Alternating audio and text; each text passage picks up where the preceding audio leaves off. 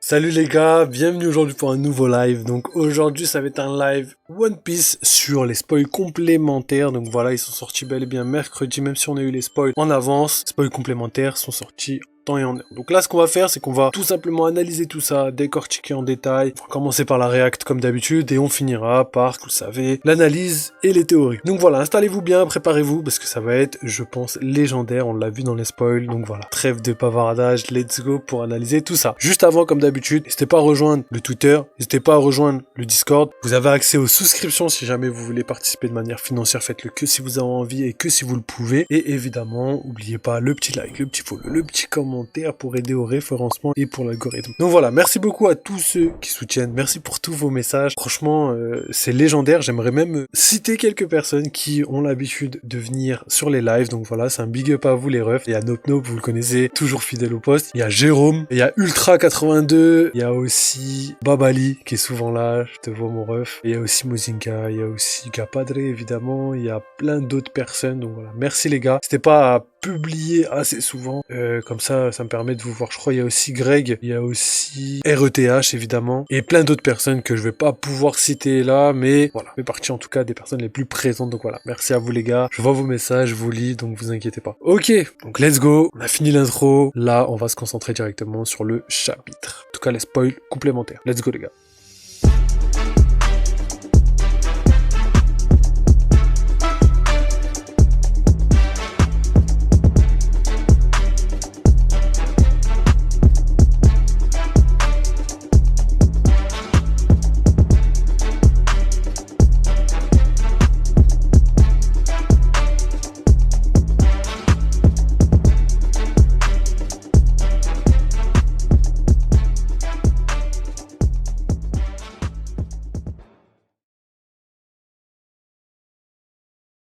Donc c'est parti pour ces spoils complémentaires. Vous allez voir que les gars, on a pas mal d'informations. Donc on va analyser tout ça en détail. On va répondre à certaines interrogations qu'on a depuis lundi maintenant. Donc voilà les gars, installez-vous bien et let's go. Ok, donc voilà, chapitre 1150. Le titre c'est toujours Domi Reversi. Donc voilà, c'est la fameuse attaque de Im-sama. Donc ça va pas bouger. Et du coup on a plus de détails sur ce chapitre. Du coup c'est un petit chapitre de 15 pages. Domi Reversi en japonais. Au niveau des kanji signifie renversement sombre contraire. Donc voilà, c'est un peu bizarre dit comme ça, mais ça donne un petit peu le ton par rapport à sa signification. Ensuite, mini-aventure. Donc voilà, petit pèlerinage de Yamato, l'enfant du démon, volume 34. Donc le katana de Yasue a été consacré au sanctuaire Enma. Il a été un petit peu inhumé au sanctuaire d'Enma, à Kumai, et le pèlerinage symbolique est terminé. Donc voilà, on arrive à la fin, comme je vous l'ai teasé. Et du coup, Yamato, Uchi et Pajwan se trouvent devant le sanctuaire Enma. On ne sait pas encore si c'est la dernière partie de la mini-aventure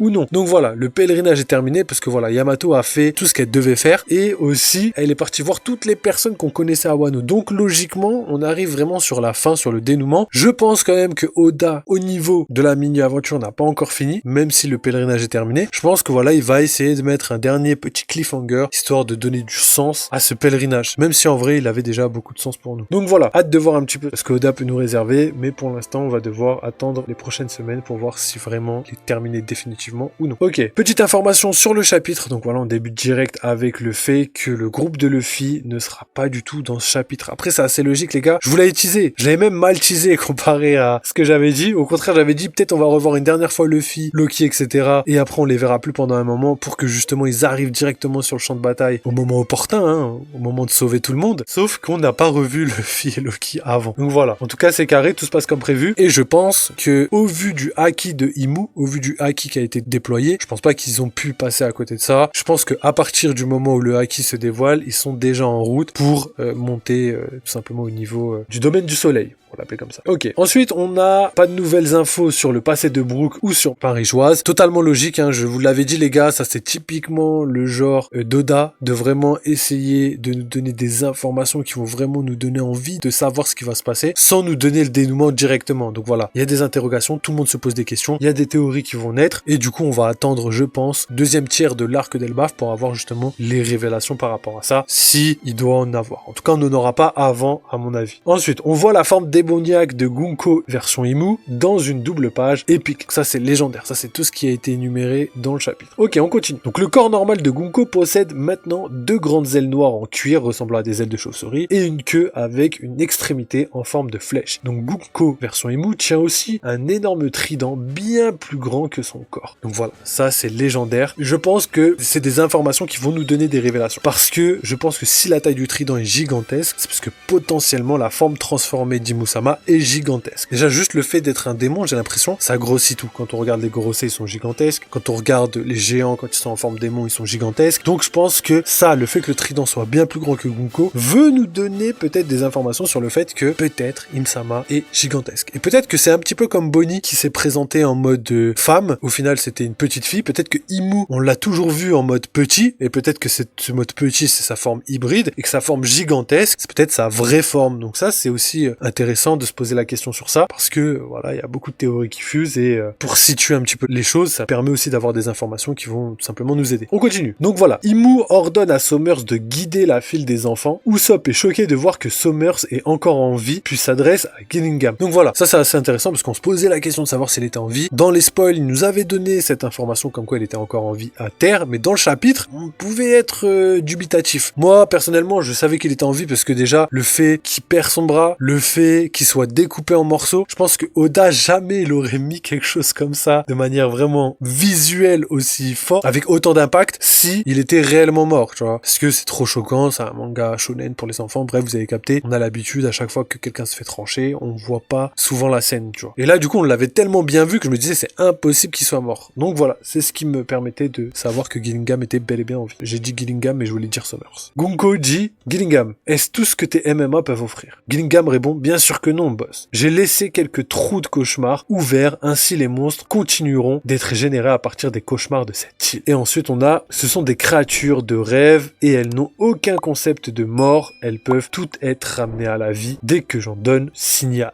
Donc voilà, c'est assez intéressant parce que du coup, on a des explications sur le pouvoir de Gillingham qui est tout bonnement légendaire. Donc voilà, ça nous donne aussi des informations sur comment va se dérouler le reste de l'île. C'est-à-dire qu'on a des trous de cauchemar qu'il va falloir détruire, boucher, tout ce que vous voulez, mais il va y avoir des groupes qui vont devoir se séparer pour s'occuper de ça. Et je pense que ça va être plus les randoms, les personnes moins puissantes qui vont devoir s'occuper de ça. Les géants, tous les autres, hein, que ce soit même des membres des Mugiwara qui sont pas très très forts, ça va être leur mission. Alors que les personnes les plus puissantes comme Loki, Luffy, Zoro Sanji, Gaban, etc., eux, ils vont plus avoir tendance à s'occuper des personnes les plus puissantes, comme Im-sama, Gillingham et Somers. Peut-être d'autres personnes, on saura pas, peut-être des sbires de Im-sama qu'elle pourrait contrôler encore une fois à distance, hein, en leur donnant un petit peu plus de pouvoir. Ça, c'est des choses qui, je pense, vont être exploitées dans cet arc. Donc voilà un petit peu, à mon sens, comment ça va se dérouler. Ensuite, on a Gunko Imu qui fait apparaître un livre magique et de l'intérieur du livre, un poignard et un fusil à pompe géant en sortent. Alors que Brogy s'apprête à attaquer, Gunko poignarde la main gauche de Brogy et tire sur son poignet. Le coup détruit le poignet de Brogy et sépare sa main de son bras. Ça c'est ouf, parce que du coup on voit que les dégâts sont monstres, même si c'est un géant. Et du coup ensuite, Imu utilise le contrat du diable pour donner à Brogy le pouvoir du mal. Et du coup, Brogy est englouti par le sol, puis réapparaît entouré de flammes avec une nouvelle forme démoniaque. Donc voilà. Brogy est maintenant bien plus grand que les autres géants, environ 5 à 6 fois plus grand. Il possède désormais 2 énormes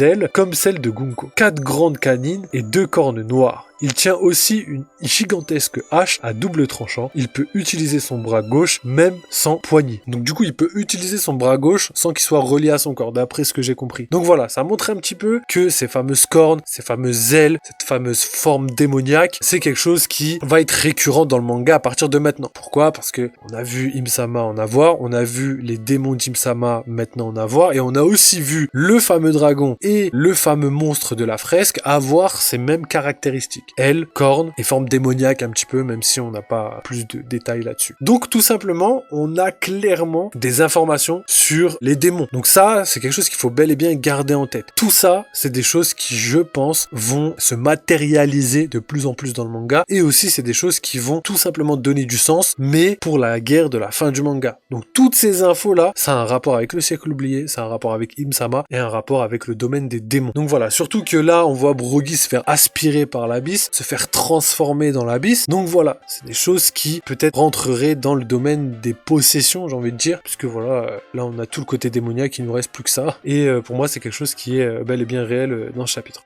Donc voilà, on termine tout simplement ces petits spoils complémentaires et après on passera à l'analyse. J'ai beaucoup de choses à vous dire, les gars. Ok, donc on a Brogy qui dit Gabababa, cette sensation, j'ai l'impression que je peux tout faire. Et du coup, Gunko version Imu utilise Domi Reversi pour transformer Dory et certains des pirates guerriers géants en ses subordonnés. Tous possèdent désormais une forme démoniaque comme Brogy. Ils sont beaucoup plus grands, ont des ailes, des crocs et tiennent de gigantesques tridents. Le trident de Dory possède une lame au milieu. Ok, donc c'est assez intéressant. Donc voilà, c'est un petit peu les formes, c'est un petit peu les pouvoirs que peut donner Im-sama. Et dans la dernière double page fucking épique du chapitre, on voit la nouvelle armée de Gunko version Imu, Dory démon, Brogy démon et les pirates guerriers géants en forme démon. Et tous sont à l'avant. Et plusieurs monstres des rêves qui sont derrière eux. Et ces monstres des rêves sont bien plus grands que ceux de Gillingham et ont des crocs et des cornes comme les géants démons. Donc on voit que Im-sama, c'est vraiment la personne qui donne les pouvoirs, qui octroie les pouvoirs et surtout qui améliore la puissance démoniaque des pouvoirs. Donc ça, faut le noter parce que dans les jeux vidéo, on a les buffs, donc c'est les personnes qui vont donner un petit peu des pouvoirs supplémentaires. Et là, pour moi, c'est exactement ça. On a vraiment Im-sama qui est là pour tout simplement booster tous les personnages. Donc, est-ce que c'est son rôle à Im-sama? Peut-être. Peut-être que c'est pas le démon suprême de la fin du manga et que c'est peut-être juste la personne qui est capable de maîtriser les forces et de devoir les octroyer à certaines personnes, ce qui ferait un très bon mélange avec Barbe Noire. Donc, Im-sama qui donne la force et Barbe Noire qui tout simplement détruit le monde. C'est possible. Mais je crois quand même que Imu-sama c'est le monstre final. Surtout que là on est sur la version bas de gamme, la version Wish de Im-sama. Et juste déjà ce qu'on voit qu'elle est capable de faire, c'est monstrueux. Ok, ensuite on a Gunko qui dit, donc Imu, alors c'est ça le pouvoir d'Elbaf? Pas mal du tout. Cette nation ne doit pas être détruite, mais gouvernée par Mu. Donc voilà, trop légendaire, ça c'est une nouvelle information qu'on n'avait pas. Et théorie validée, je vous l'avais dit les gars. Elbaf, il y a beaucoup de personnes qui pensent que via la fresque déjà, beaucoup de personnes voyaient l'éclair taper l'arbre d'Elbaf et tout. Moi je vous dis, c'est le passé, c'est pas le futur, ça va pas se passer. L'arbre de Moulouzia elle peut pas être utilisée pour plusieurs raisons. Première raison, je vous l'ai dit, l'énergie est plus possédée par le gouvernement mondial. L'énergie, pour l'instant, la centrale, le Mother Flame, est conservée par les Vegapunk qui sont en direction de peut-être New Kamaland. On le sait pas encore, mais pour l'instant, ils vont voir l'île où Nami était pendant les 2 ans. Donc voilà, c'est la destination qu'ils ont dit. Mais je pense que plus tard, ils iront voir l'armée révolutionnaire parce que voilà, quand on voit le discours de Vegapunk et Dragon à Ohara, on voit clairement que Vegapunk en avait gros sur la patate, MDR, et qui veut tout simplement se diriger vers une justice qui se rapprochait plus de celle de Dragon que de celle du gouvernement mondial. Donc voilà, ça c'était la première raison. La deuxième raison, évidente maintenant, c'est que on avait déjà vu Somers qui tout simplement disait que la nation d'Elbaf devait rejoindre le gouvernement mondial et du coup, ça voulait clairement dire qu'ils pouvaient pas se permettre de la détruire parce que c'était une île beaucoup trop importante. Et on l'a vu aussi dans certains dialogues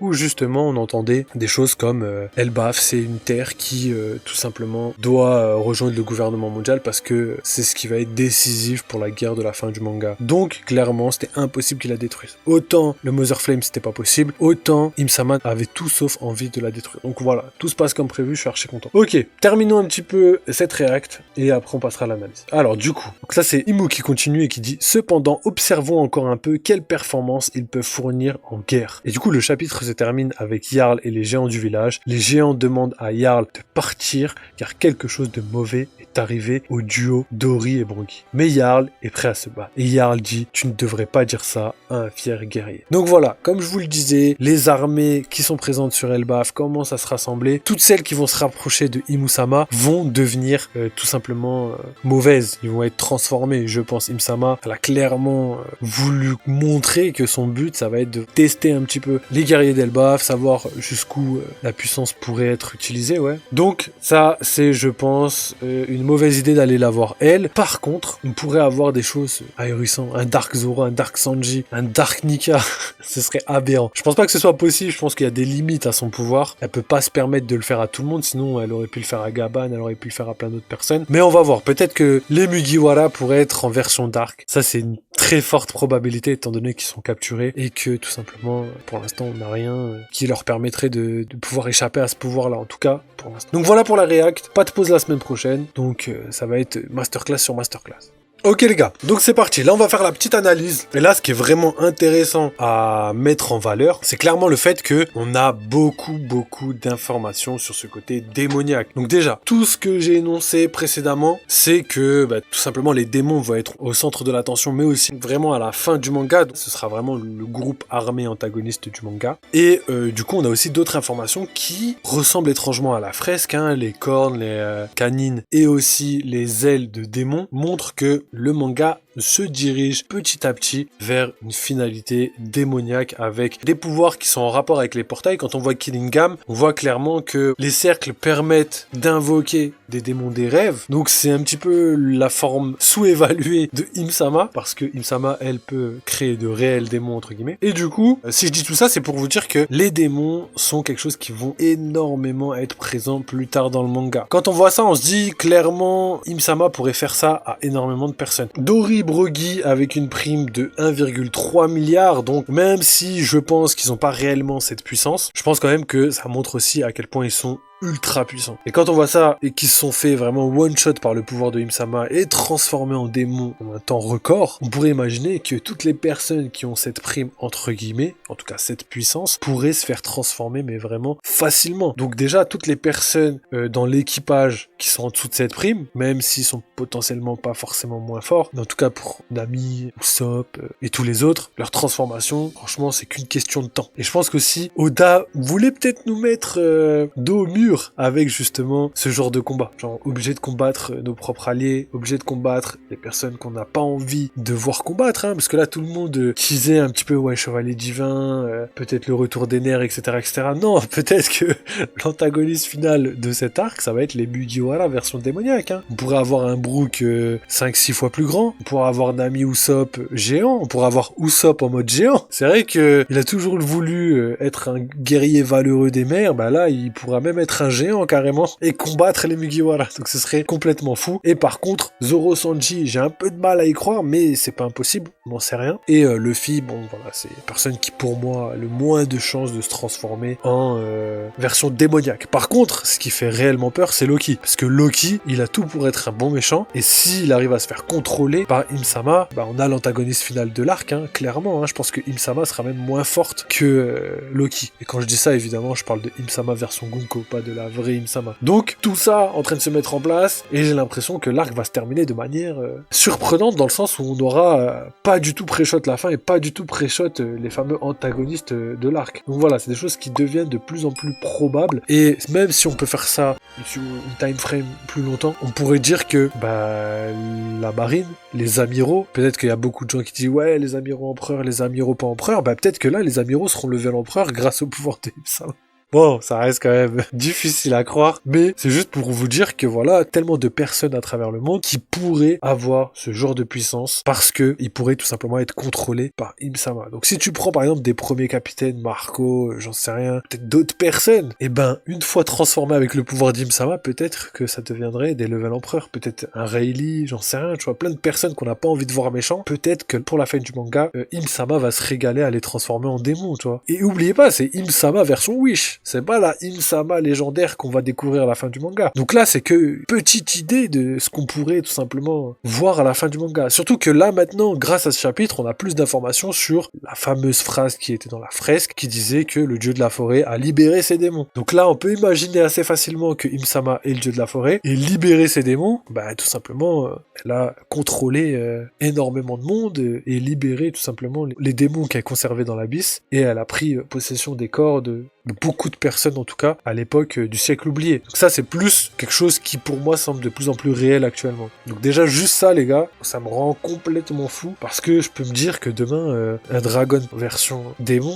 c'est pas impossible. Bon, après, plus les gens sont puissants, je pense plus ils peuvent contrer ce genre de puissance. Mais bon voilà, Im-sama qui utilise son Haki des rois alors qu'elle a Marichois, ça donne déjà des petits indications sur le level. Donc voilà, en tout cas pour cette petite analyse, je resterai sur le power scaling et aussi sur une version Wish de Im-sama qui est capable de faire des choses qui, pour moi, pourraient faire en sorte que Luffy puisse perdre, tu vois. Je veux dire, Luffy, si il doit battre quelqu'un sans taper ses alliés, ses amis, comment il va faire? Parce que là, actuellement, à part défoncer ses potes, il a plus aucune chance. Donc voilà, c'est pas encore fait, ça se trouve ça va pas se faire, on verra, mais voilà, gardez ça en tête parce que là, Oda pourrait nous prendre en contre-pied et changer carrément l'arc comme jamais. Tu vois. Donc voilà, ça c'était pour le pouvoir Jim-sama. Ensuite, il y a tout le chara-design autour des ailes de démon, la petite lance qui fait vraiment le taf. Ça j'aime beaucoup les gars parce que du coup, ça montre un petit peu à quoi va ressembler la fin de One Piece avec voilà une armée démoniaque mais vraiment sortie des enfers. Et du coup, la fresque nous avait quand même donné énormément d'informations sur la suite hein, et sur le passé aussi. Donc voilà, c'est tout simplement des choses qu'on pouvait pré-shot, qu'on a quand même pré-shot un petit peu et on peut que se féliciter et apprécier un petit peu la finalité de cet arc. Donc voilà, je pense avoir fait le tour quand même sur toutes les choses importantes. Ne vous inquiétez pas, on va regarder le chapitre pour avoir vraiment les infos visuelles et évidemment on fera une react, analyse comme on a l'habitude de faire. Donc voilà les gars, merci d'avoir suivi. N'hésitez pas à soutenir la chaîne, vous connaissez les gars à force. N'hésitez pas à aller sur Discord pour avoir toutes les infos. N'hésitez pas à aller sur Twitter pour avoir les spoils à l'heure, en temps et en heure. Et évidemment, vous avez les souscriptions si vous voulez participer de manière financière. Sinon, juste un petit like, un petit follow, un petit commentaire, ça régale les frères. Donc voilà, merci à tous ceux qui soutiennent. Et on se retrouve tout simplement demain pour le chapitre. N'oubliez pas, vive les jeux vidéo, vive One Piece. Et à très très bientôt.